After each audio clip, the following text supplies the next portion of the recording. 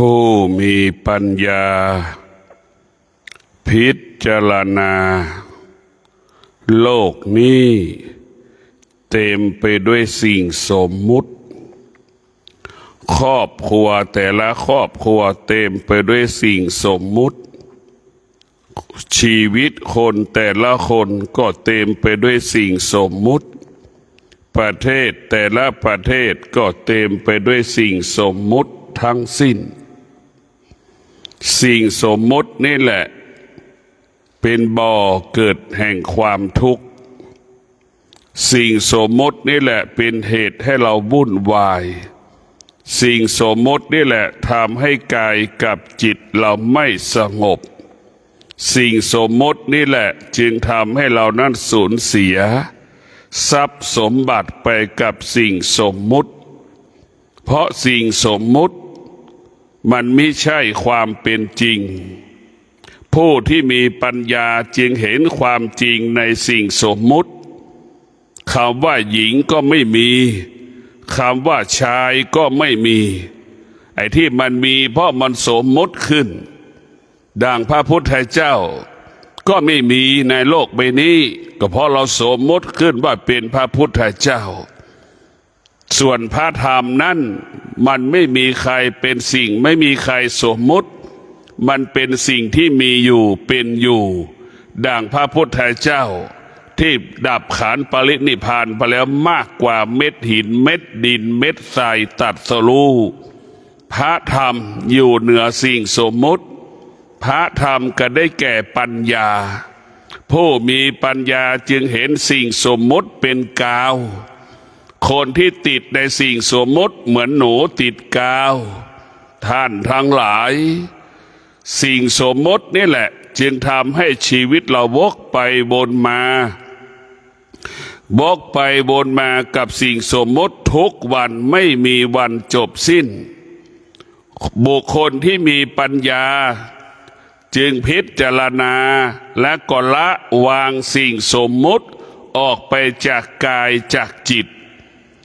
บุคคลที่มีปัญญาจึงได้พิจารณา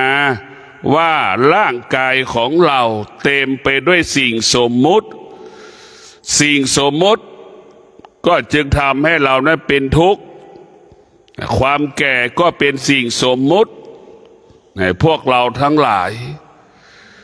จริงๆมันก็เป็นธรรมชาติของมันแต่มันเป็นความจริงของมันไม่มีใครบ้างเกิดมาไม่แก่ไม่เจ็บไม่ตายไม่มีความแก่ความเจ็บความตายมันเกิดมาพร้อมกับเราเกิดถือว่าเป็นสมบัติอีกชิ้นก็ได้ถือว่าเป็นสมบัติอีกชิ้นหนึ่งที่มันติดตัวเรามาแต่เรากลับไม่ได้สนใจใส่ใจความจริงที่มันเกิดมาพร้อมกับเราเกิดก็คือความแก่ความเจ็บความตายแต่เรากลับไปสนใจใส่ใจที่มันโรคมะเร็งมันขโมยเรารู้ว่าเป็นโรคมะเร็งแล้วถึงกลัวมันจึงกลับมาสนใจใส่ใจมันรู้ว่าเป็นโรคเบาหวานความดันแล้วจึงกลับมาสนใจใส่ใจจึงรู้ว่าเป็นโรคตับโรคไตจึงมาสนใจใส่ใจมันนี่แหละเราไปสนใจตรงที่มันถูกขโมยไปแล้วโรคภัยไข้เจ็บนี่แหละมันถูกมันขโมยไปแล้วแล้วเรากลับไปรักษาตอนที่มันเจ็บมันป่วยคนที่ขาดปัญญาจึงไม่เห็นคุณค่าของตนเองคนที่ขาดปัญญาจึงให้ความสำคัญสิ่งอื่นๆนอกกายของตนเองคนที่มีปัญญาจึงให้คุณค่ากายของตนเองจะดูแลกายตนเองสนใจกายตนเองพิจารณากายตนเองเราพิจารณากายที่มันเป็นโครงสร้างของกายของเราก็คือกระดูก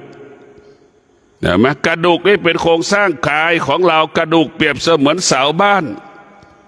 ถ้าไม่บ้านทุกหลังได้ไม่มีเสามันจะไม่เป็นบ้านไม่ได้กระดูกก็เป็นได้ทำให้เราเป็นคนได้เพราะกระดูกแต่เราพิจารณาดูพวกเราทั้งหลายกระดูกนี่แหละเป็นสิ่งสำคัญเป็นสิ่งจำเป็น มันเป็นสิ่งที่มีประโยชน์เกิดประโยชน์ต่อชีวิตของเราแต่มนุษย์ทั้งหลายเมื่อตายไปแล้วหนังที่หุ้มกระดูกมันก็เน่าเปื่อยสลายไปในที่สุดหนังของเรากลายเป็นน้ำสารพัดน้ำแต่พวกเรานึกดูร่างหนังนี่ของเราแปรสภาพเป็นของเหม็นพวกเราทั้งหลายเรียกว่าเราหลงอะไรหลงในรูปหลงในรูปหลงในสิ่งสมมติอีกหลงในความในสิ่งสมมติหญิงชายสมมติขึ้นมาอีกนะฮะพวกเราทั้งหลายเวลาคนตายไปแล้วเราไม่เคยหลงสิ่งสมมติกับเกียรติสิ่งสมมติเห็นไหมตอนมีชีวิตอยู่เราขาดปัญญายกย่องสิ่งสมมติสรรเสริญสิ่งสมมติเทิดทูนสิ่งสมมติคิดว่าสิ่งสมมติเป็นของวิเศษดังร่างกายของเราสาวที่เด็กสาวอายุ15-16แล้วตายนี่นึกดูนี่มันเป็นของวิเศษตรงไหนแต่พวกเราทั้งหลายหนุ่มสาวอายุ15-17ทั้งชายทั้งหญิงตาย15-17-20นึกดูนี่เรามันของพอตายไปแล้วนี่มันเป็นของวิเศษตรงไหนมันเป็นของเน่ามันเป็นของเหม็นทั้งสิ้นมันไม่ได้เป็นสิ่งวิเศษใดๆทั้งสิ้นมันเป็นสิ่งสกปรกทั้งหมดเนี่ยพวกเราต้องพิจารณาเนี่ยดังที่เราเห็นคนตายเนี่ยในโรงพยาบาลเนี่ยหนังแทะออกหมดเลยแค่หนังแค่กระดูกแช่จนไม่เหลือแต่กระดูกเนี่ยเมื่อเราเห็นโครงกระดูก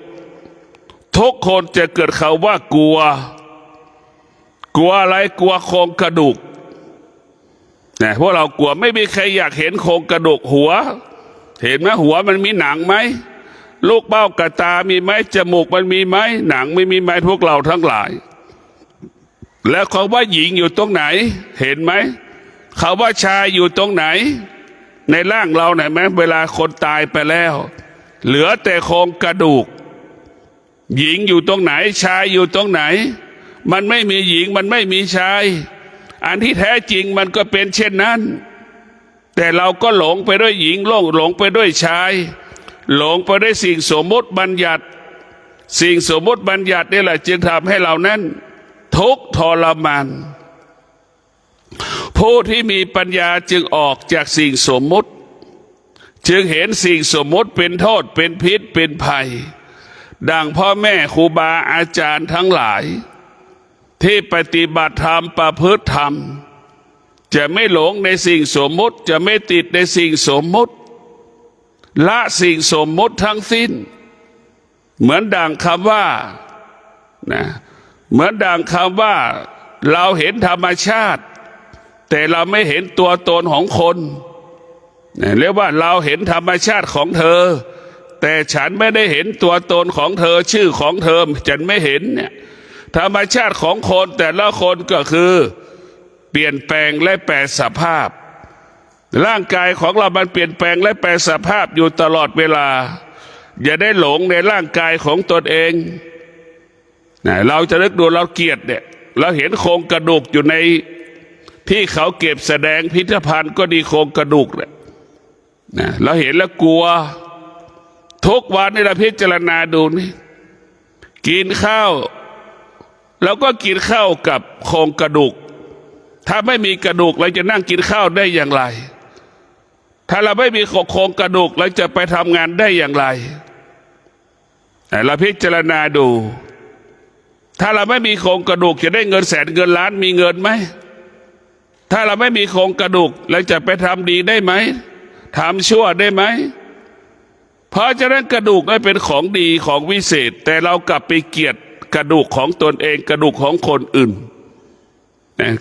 เราไม่อยากนอนก็นอนกับกระดูกนั่นแหละกินก็กินกับกระดูกแต่เวลาเห็นกระโครงกระดูกโรงพยาบาลก็ดีวัดต่างๆที่แสดงนิทรรศการให้เราพิจารณาก็ดีแต่มีคนตายแล้วอุทิศร่างกายตัวเองให้คนได้ศึกษาพิจารณาเนี่ย มันเป็นโครงกระดูกทุกคนก็กลัวทุกคนแล้วว่าคนที่ขาดปัญญารับความจริงไม่ได้เนี่ยคนที่ขาดปัญญารับความจริงไม่ได้อยู่กับความเป็นจริงไม่ได้ในคนที่ขาดปัญญาอยู่กับความเป็นจริงไม่ได้ละความจริงไม่ได้กลัวความจริงผู้ที่มีปัญญานี่ไม่กลัวความจริงพร้อมตายทุกเวลาพร้อมแก่ทุกเวลาพร้อมเจ็บทุกเวลาพร้อมป่วยทุกเวลาเข้าใจว่ามันเป็นเช่นนี้เป็นแบบนี้ของมันเพราะฉะนั้นผู้ที่มีปัญญาจึงเข้าใจเรื่องธรรมชาติได้ดีกว่าคนที่ขาดปัญญาคนที่มีปัญญาจึงเห็นความจริงของธรรมชาติว่ามันเปลี่ยนแปลงและแปรสภาพไปตามกาลเวลาเห็นธรรมชาติไปตามกาลเวลาธรรมชาติของกายของเราเนี่ยมันก็เกิดความเสื่อมเกิดมา1 วันมันก็เสื่อม1 วันเกิดมา1 เดือนมันก็แก่1 เดือนเกิดมา1 ปีมันก็เสื่อม1 ปีเราเกิดมา10 ปีมันก็เสื่อม10 ปีร่างกายของเรามันเกิดความเสื่อมตลอดเวลาพวกเราทั้งหลายได้พิจารณาความเสื่อมนี้สำคัญที่สุดฝากให้เราได้โปรดพินิจพิจารณาความเสื่อมเป็นสิ่งสำคัญเป็นสิ่งจำเป็นที่เราต้องกลับมาพิจารณาความเสื่อมทั้งหลายมันเกิดขึ้นแล้วมันลุกก็โอยนั่งก็โอยนี่คือความเสื่อมอยู่ในความแก่คนที่กำลังจะแก่ลุกก็ยากนั่งก็ยากอันนี้คือความแก่กำลังปรากฏไอ้ที่แก่แล้วก็โอยลุกก็โอยนั่งก็โอยนอนก็โอยนั่นแหละคืออาการของความว่าคนแก่คำว่าความเสื่อมมันปรากฏแต่เราก็ไม่รู้สึกว่ามันเสื่อมนี่แหละเราไม่รู้สึกว่ามันเสื่อมแล้วเมื่อเราไม่รู้สึกว่ามันเสื่อมเราก็หลงเมื่อเราหลงเราก็ไม่รักษาไม่ปฏิบัติตนไม่เปลี่ยนแปลงพอไม่เปลี่ยนแปลงมันก็ทำให้เราแก่เจ็บตายก่อนเวลากำหนดเพราะฉะนั้นพวกเราทั้งหลายสิ่งที่เราควรรู้เกิดมาชาตินี้สิ่งที่เราควรรู้เกิดมาชาตินี้ก็คือรู้เรื่องเกิดเป็นทุกข์แก่เป็นทุกข์เจ็บเป็นทุกข์ตายเป็นทุกข์สิ่งเหล่านี้เราควรรู้แล้วมันก็เป็นความจริงที่ทุกคนต้องประสบอยู่และมันเป็นความจริงของโลกแต่เราเกิดมาเรากลับไปรู้เรื่องอื่นๆเรากลับไปรู้เรื่องสิ่งที่เป็นของนอกกายทั้งหมดเรียกว่าผู้ที่ขาดสติขาดปัญญาจะเห็นสิ่งที่เป็นของนอกกายยิ่งใหญ่กว่ากายตัวเองให้ความสำคัญเสื้อเห็นไหมสำคัญเสื้อยิ่งกว่าร่างกายของตนเองให้ความสำคัญเครื่องสำอางยิ่งกว่าใบหน้าตนเองพวกเราทั้งหลายนึกดูให้ความสำคัญเครื่องสำอางยิ่งกว่าใบหน้าตนเองให้ความสำคัญลิปสติกทาปากตัวเองยิ่งกว่าปากตนเองอีกพวกเราทั้งหลายบุคคลที่ขาดสติบุคคลที่ขาดปัญญาภาษาพระปฏิบัติว่าจิตมันส่งออกนอกจึงเห็นสิ่งนอกกายสำคัญกว่าสิ่งในกายทั้งที่ร่างกายของเราได้มีความสำคัญที่สุดเราไปปรุงแต่งกายไปปรุงแต่งกายเหมือนเสื้อต่างๆกางเกงต่างๆเราก็ซื้อยี่ห้อดีๆนี่แหละแล้วพวกเราทั้งหลายซื้อยี่ห้อดี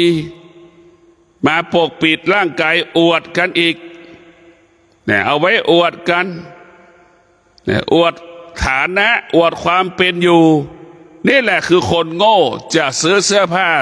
ใส่แล้วอวดกันคนที่ชาญฉลาดคนที่มีปัญญาจะใส่เสื้อผ้าเพื่อปกปิดร่างกายกันร้อนกันหนาวกันแมลงกัดต่อยเท่านั้นนี่คือผู้ที่มีปัญญา จึงรู้ความจริงเห็นความจริงเสื้อผ้าที่เรานุ่งปกปิดร่างกายกันร้อนกันหนาวกันแมลงกัดต่อย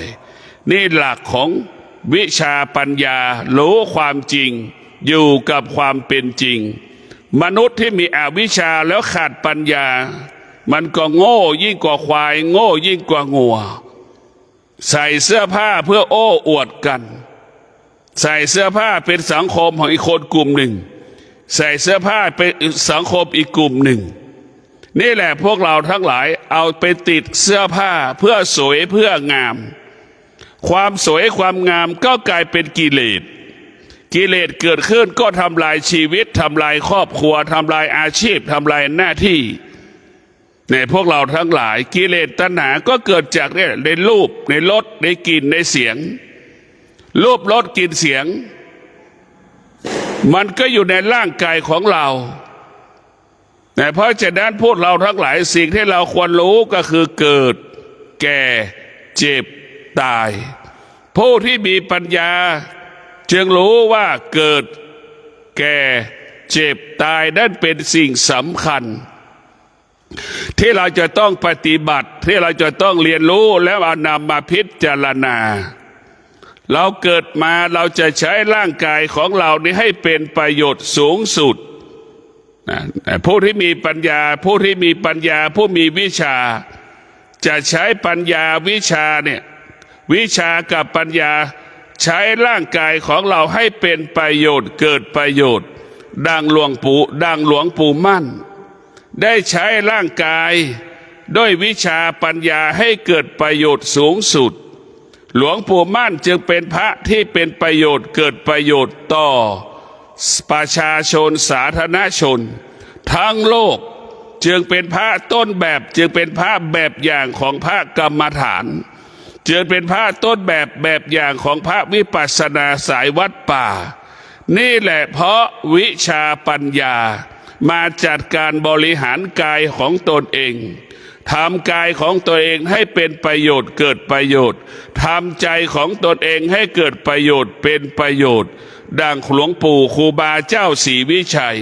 ก็ใช้กายตนเองบำเพ็ญตนให้เป็นประโยชน์เกิดประโยชน์ใช้จิตตนเองที่เจริญงอกงามด้วยวิชาปัญญาอบรมสั่งสอนประชาชนให้รู้แจ้งซึ่งความจริงของธรรมในพวกเราทั้งหลายร่างกายหลวงปู่มั่นเป็นที่อยู่ของธรรมธรรม84,000พระธรรมขันธ์ก็อยู่ในร่างกายหลวงปู่มั่นเพราะหลวงปู่มั่นเห็นธรรมในกายหลวงปู่มั่นเห็นธรรมอยู่ในจิตหลวงปู่มั่นจึงไม่ได้สร้างเสนาสนะใดๆหลวงปู่มั่นไปอยู่หน้าที่ใดเอาธรรมเป็นบ้านธรรมก็คือสตินี่แหละเป็นบ้านร้อนก็รู้ว่าร้อนหนาวก็รู้ว่าหนาวฝนตกก็รู้ว่าฝนมันตกฝนจะตกก็รู้แล้วดูร้อนก็รู้แล้วดูหนาวก็รู้แล้วดูฝนก็รู้ก็อยู่กับมันไปงัวควายช้างม้ายังอยู่ได้งัวควายช้างม้ามันยังไม่มีบ้านแต่มันก็ยังสามารถอยู่มาเป็นล้านปีได้นี่แหละพิจารณาแบบนี้ทำไมเราเป็นคนเราไม่มีบ้านอยู่ไม่ได้หรือเราไม่มีบ้านอยู่ก็ได้หรือมันก็อยู่ได้เพราะฉะนั้นคนที่มีธรรมอยู่กับความเป็นจริงดังหลวงปู่มั่นไม่เคยดำริให้บุคคลใดสร้างกุฏิวิหารหลวงปู่มั่นก็เอาธรรมนั้นมาเป็นบ้านเอาสตินี่ละเป็นบ้านเอาสตินี่มาเป็นฟูกเอาสตินี่มาเป็นผ้าห่มเอาสตินี่เป็นบาตรเป็นจีวรพวกเราทั้งหลายเอาสติมาเป็นอาหารเมื่อเรามีสติวิชาปัญญาเนี่ยมันอุดมสมบูรณ์ไปด้วยข้าวปลาอาหารคำว่าอดอยากไม่มีในพวกเราทั้งหลายหลวงปู่มั่นจะเป็นไปนั่งวิปัสสนาที่ไหนก็แล้วแต่คำว่าอดไม่มีคำว่าอดอยากไม่มีคำว่าไม่มีเพราะธรรมเนี่ยพวกเราทั้งหลายธรรมนี่มันอยู่เหนือจิตมนุษย์มนุษย์คนไหนที่นอนหลับแล้วก็จะคิดถึงพระรูปนั้นเนี่ยนี่แหละคือธรรมเพราะธรรมอยู่ในร่างกายของพ่อแม่ครูบาอาจารย์หลวงปู่มั่น ไปอยู่ณสถานที่ใดก็มีคนพบปะว่าหลวงมีพระรูปนั้นอยู่ตรงนั้นมีพระรูปนั้นอยู่ตรงนี้เนี่ยพอนอนกลางคืนคิดถึงพวกนี้จะเอาเข้าไปใส่บาตรนี่แหละคือธรรมธรรมก็เรียกว่าธรรมรักษาธรรมธรรมคุ้มครองธรรมผู้ที่ปฏิบัติธรรมไม่อดไม่อยากไม่ลำบากดังหลวงปู่มั่นเนี่ยพวกเราทั้งหลายนี่แหละหลวงปู่อยู่กับความเป็นจริงกินก็อยู่กับความเป็นจริงฉันก็อยู่กับความเป็นจริงผู้ที่มีปัญญาจะอยู่กับความเป็นจริงทั้งสิ้นแต่คนที่ขาดปัญญาอยู่กับความไม่เป็นจริงกินเพื่ออร่อยเห็นไหมอาหารแต่ละมื้อต้องประกอบไปด้วยกลิ่นอาหารแต่ละมื้อต้องประกอบไปด้วยรสชาตินี่แหละพวกเราทั้งหลายกินกับรสชาติจึงเป็นเหตุให้เราแก่เจ็บตายก่อนเวลากำหนดมันเป็นเรื่องการปรุงแต่งทางวิทยาศาสตร์ทั้งสิ้นพระพุทธเจ้าจะรู้ว่าเราติดในรูปในรสในกลิ่นในเสียงจะทำให้สุขภาพเราไม่ดีโดยเฉพาะเวลานี้อาหารที่ปรุงแต่งด้วยกลิ่นด้วยกลิ่นนั้นมันมีจำนวนมากนะได้ปรุงอาหารปรุงด้วยรสมีจำนวนมากนะพวกเราทั้งหลายพิจารณาดูว่าทุกวันนี้เราตายเราเรียกว่าเราแก่เราเจ็บเราตายเราป่วยก่อนเวลากำหนดก็เพราะเราไปติดในกลิ่นกับรสชาติกลิ่นกับรสชาติเป็นของปรุงแต่งแต่หลวงปู่มั่นผู้มีปัญญาผู้มีวิชาคำว่ากลิ่นกับรสชาติไม่มีค่าไม่มีความหมายใดๆเพราะฉะนั้นพระผู้ปฏิบัติจึงฉันอาหารรวมกันในบาตรเพื่อดับรสชาติดับกลิ่นไม่ให้เราติดในกลิ่นอาหารไม่ให้เราติดในรสชาติอาหารให้เข้าใจว่ากินแล้วหล่อเลี้ยงร่างกายมีชีวิตปฏิบัติธรรมทำหน้าที่มีหน้าที่ปฏิบัติธรรมทำหน้าที่ประกอบอาชีพเลี้ยงดูพ่อแม่สามีภรรยาลูกแค่นี้แหละคือเรามีชีวิตอยู่ได้แค่นี้คนที่ขาดสติขาดปัญญาก็ปรุงแต่งในการกินสร้างเงื่อนไขในการกินนี่แหละพวกเรามันจะเกิดคำว่าวุ่นวายเราจะเห็นนะหลวงปู่ม่านมีแต่บาตรกับช้อนน้ำปลาไม่มีเกลือไม่มีเพราะจะได้จะกินเลี้ยงร่างกายและมีชีวิตบำเพ็ญเพียรอยู่แต่ละวันนี่แหละผู้รู้ความจริงจึงอยู่กับความจริงนั้นได้ในพวกเราทั้งหลายแต่พวกเราทั้งหลายขาดปัญญากินอาหารทุกเช้าต้องมีกลิ่นที่ถูกจมูกกินอาหารทุกมื้อรสชาติต้องถูกลิ้นนี่แหละพวกเราทั้งหลายเราไม่ได้กินเพื่อจมูกไม่ได้กินข้าวนี่เนี่ยพวกเราทั้งหลายจมูกไม่ได้กินแกงนี่มันที่การตัดสินคือไม่ใช่ที่จมูกเนี่ยพวกเราทั้งหลายเราต้องให้จัดระบบว่ากินเข้าไปแล้วพอลงลำคอเราไปแล้วพวกเรามันจะไปแยกจัดระบบกันเองร่างกายมันจะไปจัดระบบมันจะไปจัดระบบกันเองเราพิจารณาดูเราตายเพราะกินเราตายเพราะกินสารพัดกินจนอ้วนกินจนแก่จนเจ็บจนตายเพราะเราตายเพราะกินสุดท้ายเราตายเพราะเราไม่กินอีกเห็นไหมแล้วเห็นได้ว่าต้นทางมันเป็นแบบนี้ต้นทางกลางทางปลายทางมันการกินเป็นบ่อเกิดให้แก่ให้เจ็บให้ตายก่อนเวลากำหนดผู้ที่มีปัญญาผู้ที่มีปัญญาครูบาอาจารย์พ่อแม่ฉันอาหารในมื้อหนึ่งในบาทน่ะหนึ่งมื้อเห็นไหมอายุ8-9-10ทุกรูปในพวกเราทั้งหลายเนี่ยเพราะไม่ติดในรสไม่ติดในกลิ่นไม่ติดกลิ่นไม่มีค่ารสชาติไม่มีค่ากินให้อิ่มมีชีวิตอยู่ได้ในปัจจุบันนี้ก็พอแล้วเนี่ยเราพิจารณาดูนี่ความจริงมันเป็นเช่นนี้ เนี่ยเราพูดมีผู้ที่มีสติมีปัญญาอยู่กับความเป็นจริงตลอดเวลาความจริงของกายของเรานี่พวกเราทั้งหลายเนี่ยเราต้องพิจารณาคำว่าตายเพราะไม่กินนี่เราตายเพราะเราไม่กินอันเบื้องต้นตายเพราะเรากินเห็นไหมเบื้องต้นตายเพราะกินที่สุดตายเพราะไม่ได้กินนี่เราไม่กินแล้วก็ตายอีกกินก็ตายไม่กินก็ตายเห็นไหมมันจึงนำมาซึ่งโลกสารพัดโลกเนี่ยพวกเราต้องฝึกจิตอบรมจิตให้จิตของเราเป็นจิตผู้รู้จิตผู้รู้ก็คือจิตผู้ที่เจริญด้วยปัญญารู้ความจริงละความจริงทั้งหมดรู้ความจริงละความจริงสิ่งที่เป็นไม่เที่ยง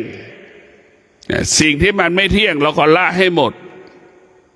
สิ่งที่มันเป็นเวทนาเราก็ละให้หมดสิ่งที่มันเป็นอุปทานเราก็ละให้หมดเนี่ยพวกเราทั้งเราละสิ่งเหล่านี้ละสิ่งที่มันเป็นเวทนาละสิ่งที่มันเป็นอุปทานให้หมดสิ้นไปจากกายจากจิตตนเอง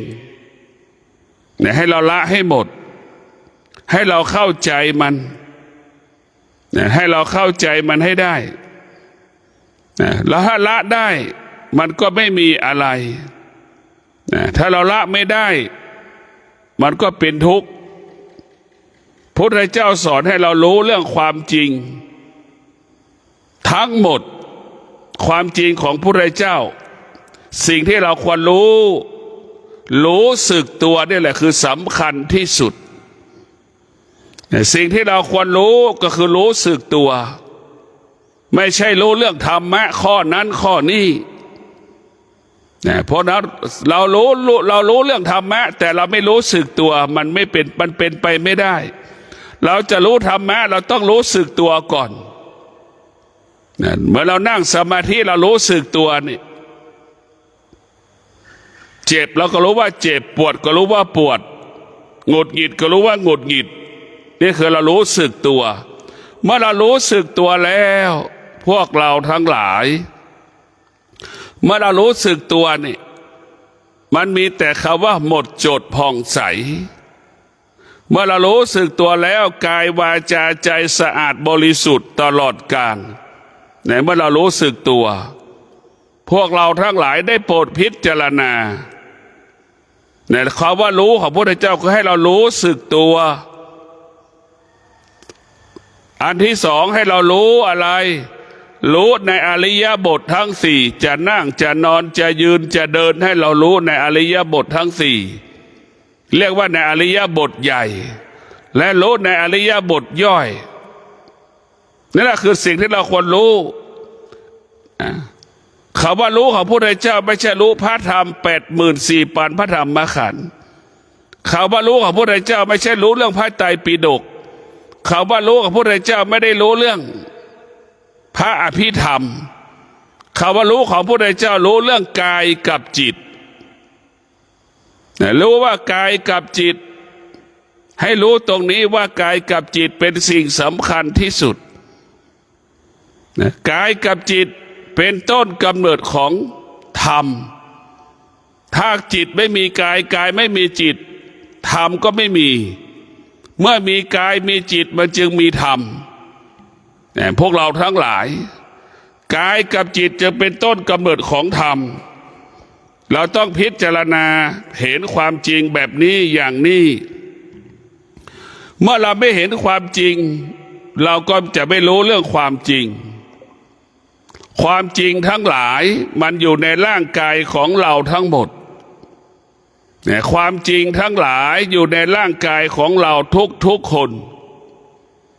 เนี่ยทุกคนมีความจริงอยู่ในหัวใจของตนเองเพียงแต่ว่าใครจะเห็นความจริงที่อยู่ในร่างกายของเรานั่นแหละนี่คือสำคัญที่สุดเราจะเห็นความจริงที่อยู่ในร่างกายของเราได้อย่างไรเราก็ต้องเอาจิตมาไว้ในที่กายเอาจิตไว้ในกายเราให้จิตอยู่ในกายให้จิตอยู่กับกายดังที่ได้บอกแล้วว่ากายของเราเนี่ยเป็นบ้านของจิตถ้าบ้านไม่สะอาด ก็ไม่มีคนอยู่ฉันใดนะกายเราไม่สะอาดจิตมันก็ไม่อยู่เนี่ยพวกเราทั้งหลายนะเราพิจารณาดูจิตของเราก็เหมือนคนอยู่ในบ้านกายของเราก็เหมือนบ้านถ้ากายเราสกปรกจิตมันก็ไม่อยู่เช่นเดียวกับบ้านที่สกปรกคนก็ไม่อยู่แต่แม้พวกเราจะต้องชำระกายของเราให้สะอาดจิตมันถึงจะอยู่กับกายเนี่ยจิตมันถึงจะอยู่กับกายคำว่ากายสะอาดก็คือกายที่ประกอบไปด้วยศีลสมาธิปัญญาเนี่ยกายของเราประกอบไปด้วยศีลสมาธิปัญญาจึงทำให้กายของเราสะอาดและบริสุทธิ์หมดจดผ่องใสกายของเราได้เป็นสิ่งสำคัญเป็นสิ่งจำเป็นอย่างยิ่งที่เราควรรู้และควรรักษากายด้วยศีลสมาธิปัญญาศีลสมาธิปัญญานี่แหละคือเปรียบเสมือนสบู่ยาสีฟันน้ำยาบ้วนปากผงซักผ้าชำระล้างสิ่งที่เป็นปฏิกูลล้างคราบเหื่อใครล้างสิ่งสกปรกที่มันติดร่างกายของเราได้ไหมแต่เราจะเห็นได้ว่าศีลสมาธิปัญญาเนี่ยมันมีพลังและมันมีอานุภาพใช้เท่าไหร่ก็ไม่หมดมันเป็นพลังงานที่ทวีคุณพลังงานทั่วไปในธรรมชาติยิ่งใช้ยิ่งหมดอย่างน้ำมันยิ่งใช้ยิ่งหมดในพวกเราทั้งหลายแต่ธรรมะของพระพุทธเจ้ายิ่งใช้ยิ่งมียิ่งใช้ยิ่งเกิดยิ่งใช้ยิ่งเกิดเป็นพลังงานบริสุทธิ์เป็นพลังงานที่เป็นมิตรต่อชีวิตของเราเนี่ยอดทนมากเท่าไหร่เห็นไหมพลังความอดทนไม่มีที่สิ้นสุดมีพลังมากไหนพวกเราต้องพิจารณาคำว่าพลังทั้งหลายเนี่ยมันสู้พลังธรรมของพระพุทธเจ้าไม่ได้พลังธรรมพระพุทธเจ้ายิ่งใหญ่ที่สุดนะพวกเราต้องพิจารณาธรรมนี่สำคัญที่สุดยิ่งใหญ่ที่สุดพายุเฮอริเคนก็สู้พลังแห่งธรรมไม่ได้เพราะพลังแห่งธรรมเป็นพลังอมตะพลังแห่งธรรมก็คือพลังแห่งวิริยะภาคเพียรพลังแห่งธรรมก็คือความอดทนดังนักวิทยาศาสตร์สร้างยานอวกาศไปสู่ดาวอังคารเห็นไหมนั่นแหละพวกเราทั้งหลายมันมีพลังมากเห็นไหมช้างไปสร้างยานอวกาศไปสู่อวกาศจนประสบความสำเร็จก็เพราะความอดทนเพราะวิริยะภาคเพียรนี่แหละจึงทำให้เกิดคำว่าพลังถ้าเราไม่มีคำว่าอดทนไม่มีวิริยะภาคเพียรเราจะไม่มีพลังในพลังที่สำคัญที่สุดพวกเราต้องพิจารณาคำว่าพลังเนี่ยพลังของธรรมนี่เป็นพลังที่ยิ่งใช้ยิ่งเพิ่มตรงกันข้ามรถที่เราใช้ยิ่งใช้ยิ่งเสื่อมเห็นไหมแมคโครรถแท็กเตอร์รถสารพัดรถเรายิ่งใช้ยิ่งเสื่อมมันยิ่งใช้ยิ่งอ่อนแอแต่ร่างกายของเรายิ่งใช้ยิ่งเข้มแข็งยิ่งแข็งแรงเพราะพลังมันมีอยู่ในตัวมันเองถึงแม้กายมันจะเสื่อมแต่จิตมันไม่เสื่อมเนี่ยพวกเราทั้งหลายกายมันเป็นธรรมชาติจิตเราฝึกให้อยู่เหนือธรรมชาติพวกเราทั้งหลายกายเป็นธรรมชาติมันแก่มันเจ็บมันป่วยมันเสื่อม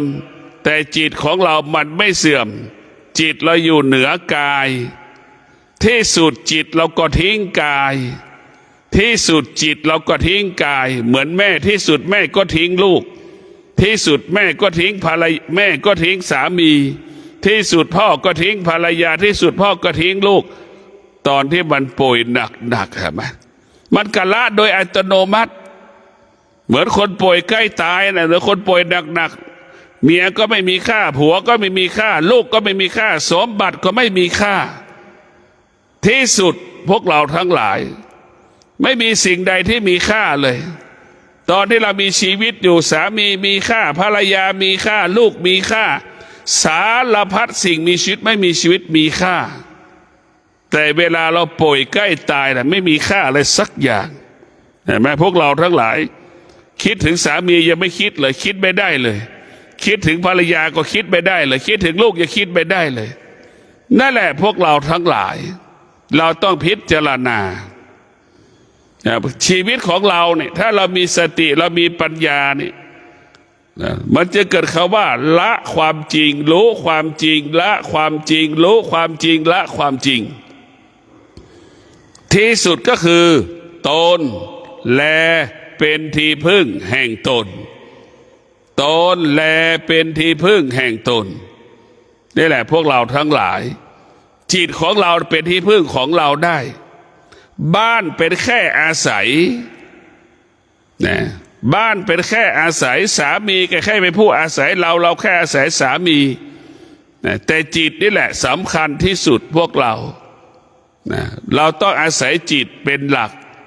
นะเราไม่สามารถพึ่งบ้านได้เราพึ่งพาจิตเราได้นะถ้าเราพึ่งพาจิตเราได้เราก็สบายพวกเราทั้งหลายแต่เราไม่ได้คิดว่าเราพึ่งพาจิตเราไปคิดว่าไปพึ่งพาอาศัยบ้านนั่นแหละบ้านก็คือเป็นแค่อาศัยมันพึ่งไม่ได้สิ่งที่พึ่งได้ก็คือจิตฝึกจิตให้อยู่เหนือคำว่าเจ็บหรือฝึกจิตให้รู้ว่าความเจ็บเป็นธรรมดาของมันไม่มีใครเกิดมาไม่เจ็บไม่มีอย่างนี้ฝึกจิตให้จิตอยู่เหนือความเจ็บเมื่อความเจ็บปรากฏก็ให้เข้าใจว่ามันความเจ็บเกิดขึ้นขนาดหนึ่งเวลาหนึ่งมันไม่ได้เจ็บ24 ชั่วโมงมันเจ็บแค่บางเวลาแค่นั้นแล้วว่าเจ็บแค่บางเวลา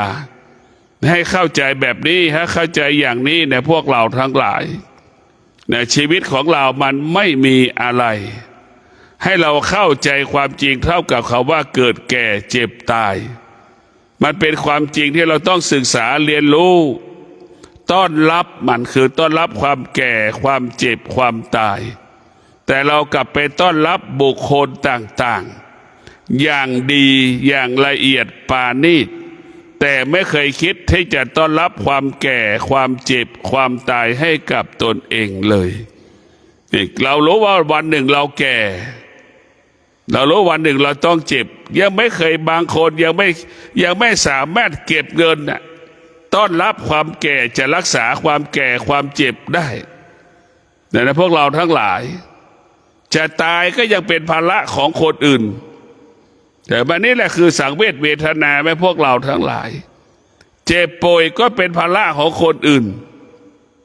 เราต้องเรียนรู้เรื่องความแก่ความเจ็บความตายเป็นสิ่งที่เราควรต้อนรับเป็นสิ่งที่เราควรต้อนรับมันเราเข้าใจมันเราไม่ปรุงแต่งมันผู้ที่มีวิชาปัญญาจึงเข้าใจว่าแก่เจ็บป่วยตายเหล่านี้เป็นธรรมชาติของมนุษย์จะไม่หลง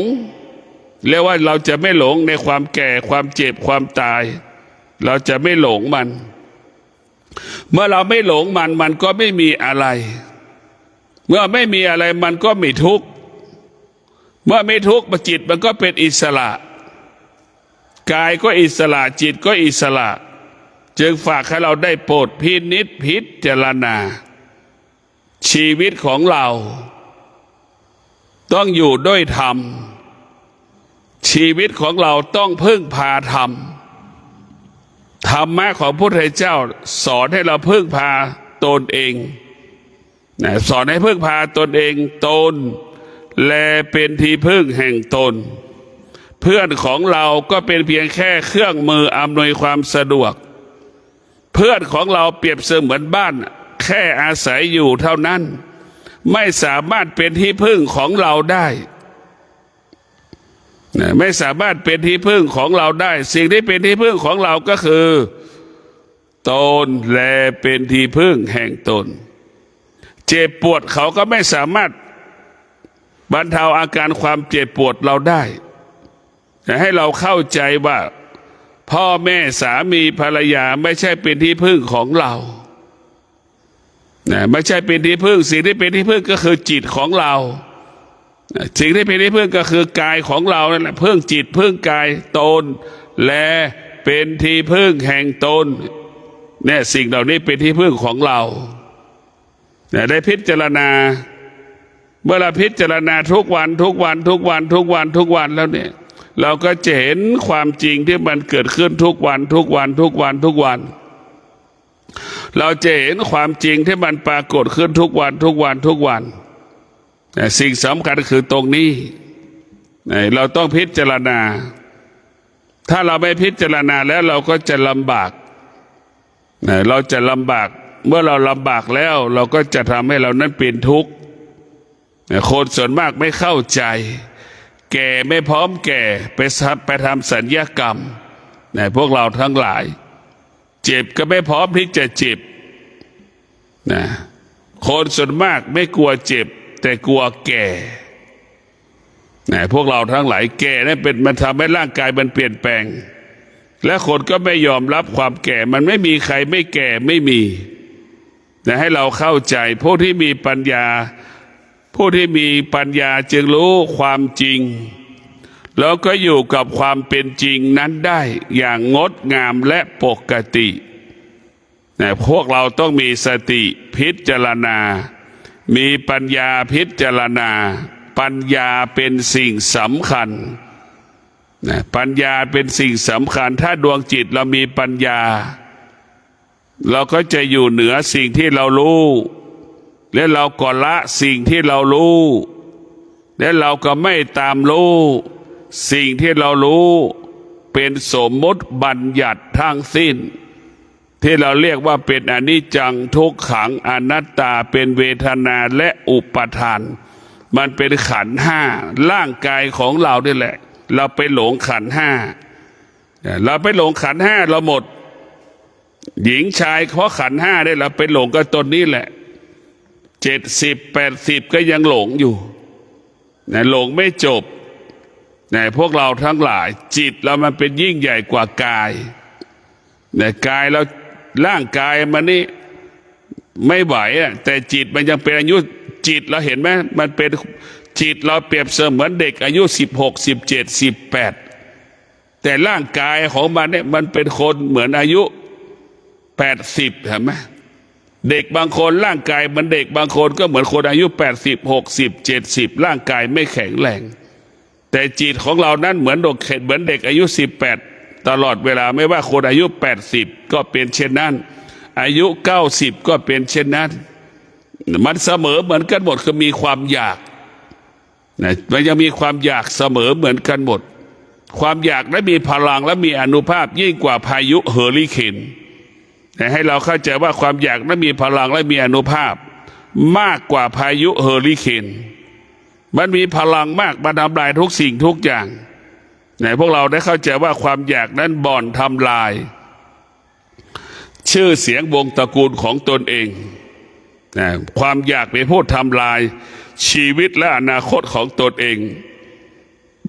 ดังผู้ที่โกงข้อสอบดังผู้ที่สอบบรรจุเป็นข้าราชการท้องถิ่นเห็นไหมทำลายชีวิตตนเองทำลายอนาคตตนเองด้วยความอยากเนี่ยทำลายเกียรติศักดิ์ศรีการเป็นมนุษย์ทำความอยากและทำลายเราหมดจึงฝากให้เราได้พิจารณาพระธรรมคำสอนของพระพุทธเจ้าเป็นความจริงของชีวิตพูดทุกวันก็เป็นความจริงทุกวันพูดทุกวันก็เป็นความจริงทุกวันก็ขอฝากให้ท่านทั้งหลายมีชีวิตอยู่ด้วยสติและปัญญาแล้วมันจะนำพาดวงจิตเราไปสู่คำว่าสงบสุขความสงบสุขจะเกิดขึ้นได้ก็ต้องอาศัยการฝึกฝนอบรมจิตของเราจึงจะเป็นจิตผู้รู้จึงเข้าถึงความจริงสิ่งที่เราควรรู้เข้าถึงความจริงสิ่งที่เราควรรู้และเราก็อยู่เหนือความจริงสิ่งที่เราควรรู้ที่สุดตนแลเป็นที่พึ่งแห่งตนขอเจริญพร